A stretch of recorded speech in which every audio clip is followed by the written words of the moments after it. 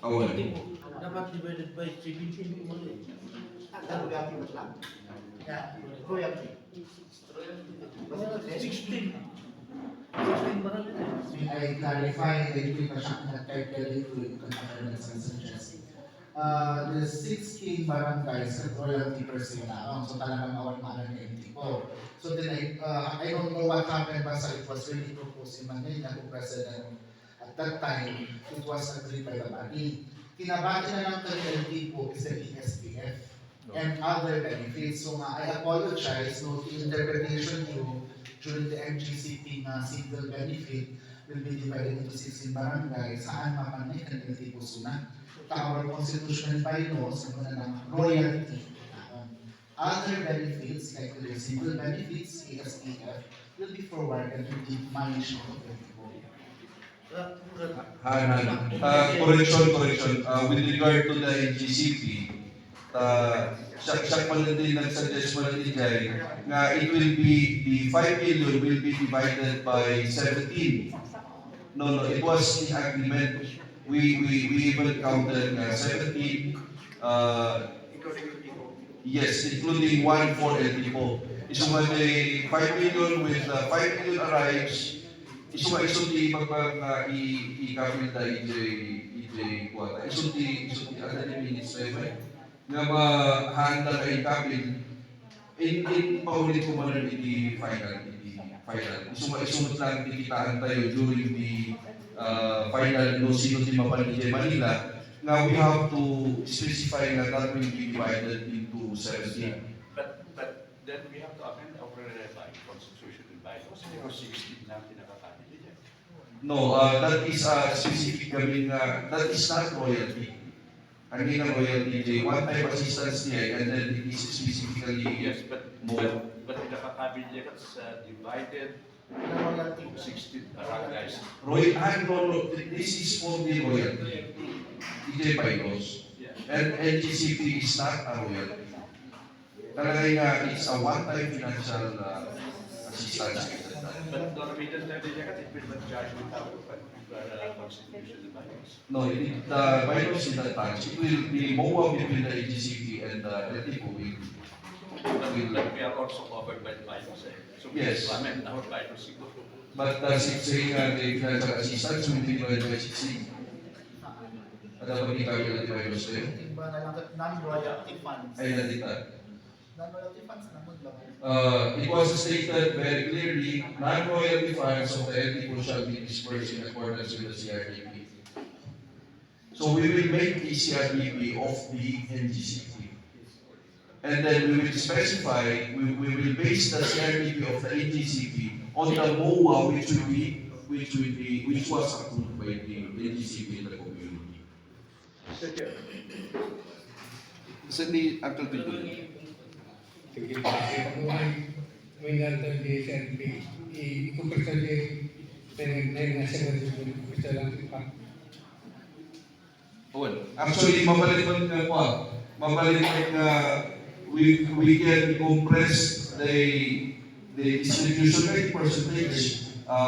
May sa likelihood and then others and then mabalik we can isulti kalagay nga road pa tayo kumatatang proposal for the amendment na aramihan tayo. Tapos i-jay tayo na hindi talaga nga kailangan tayo data.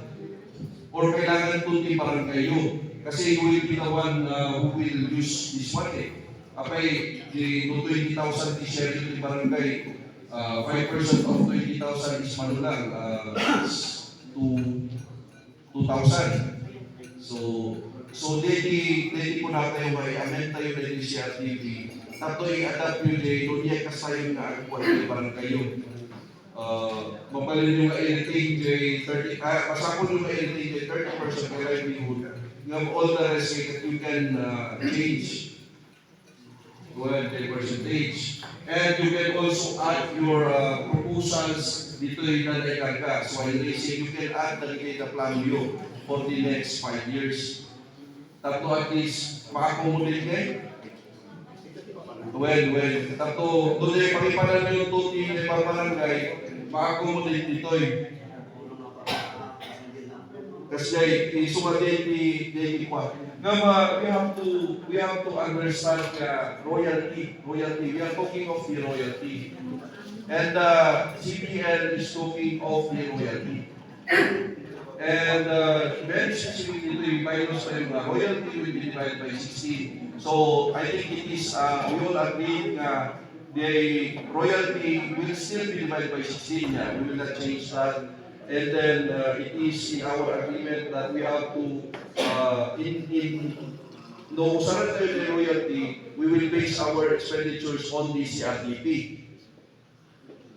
So dahil yung CRDP, dahil i-adjust tayo, tapos ma-accommodate na the needs yung barangay.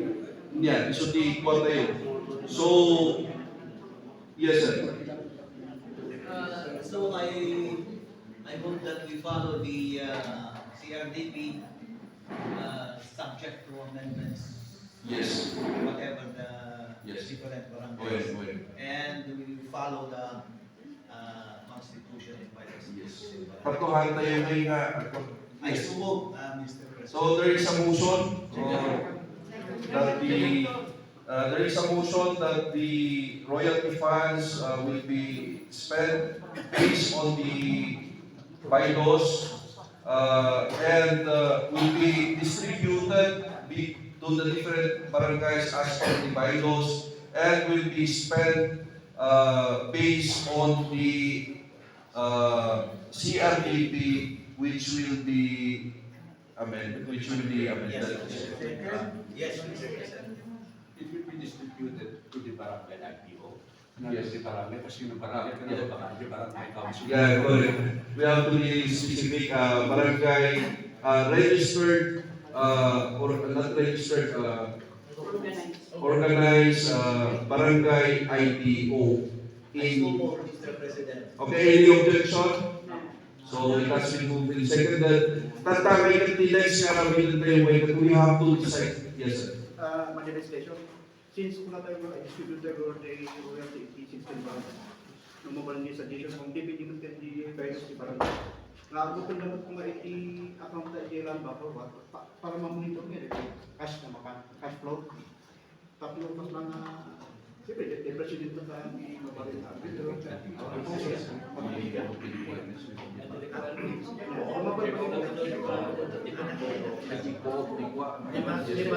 Di ba kung wala ko yung account, Actually, sa po,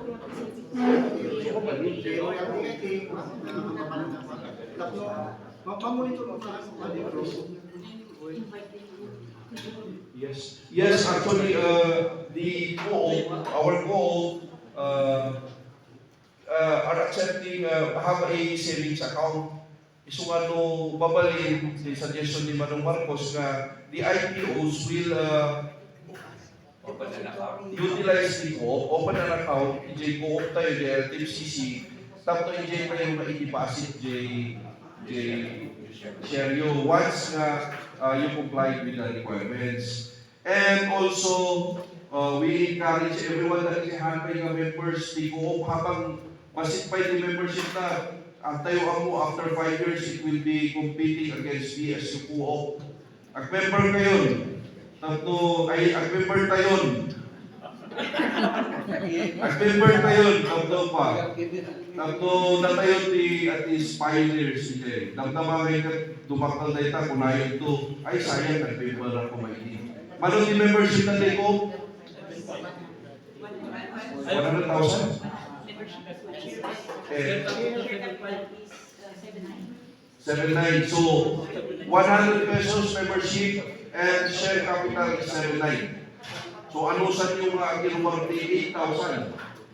Tapos at least makapag-open kayo the account, personal account, while the IPO, pabalin mo nga i-open na the account. Actually, you have to open an account. As per the suggestions, if may meron, hindi tayo may pag na the funding.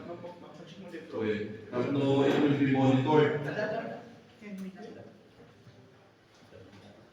No. Yes,